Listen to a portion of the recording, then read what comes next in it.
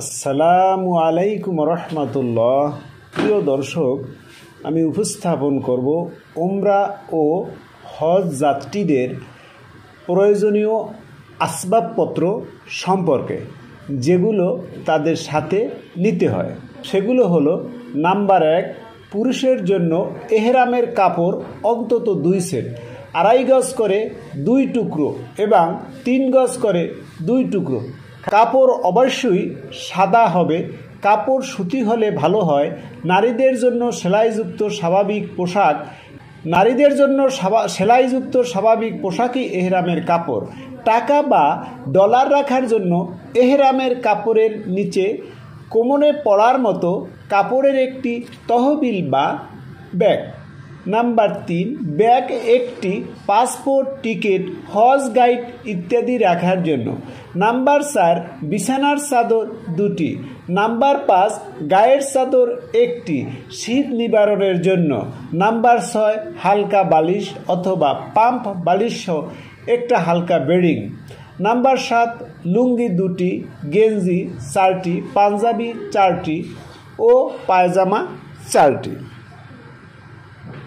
Number 8, গামছা বা তোয়ালে 1টি। নাম্বার 9, জাঙ্গিয়া 2টি, এহরাম অবস্থায় পরা যাবে না। নাম্বার 10, টুথব্রাশ, মেসওয়াক ও পেস্ট। নাম্বার 11, 2টি সাবান। নাম্বার 12, রেজার সহ 2টি ব্লেড। নাম্বার 13, একটি নেইল কাটার। নাম্বার 14, একটি ছোট্ট চাকু। নাম্বার 15, পকেট রুমাল 2টি। নাম্বার 16, একটি ছোট ছাতা। নাম্বার 17, 2 জোড়া স্যান্ডেল। নাম্বার 18, টয়লেট পেপার 2টি। নাম্বার 19, সেফটি পিন কিছু সুতলি। নাম্বার 20, থালা, বাটি ও চামচ। নাম্বার 21,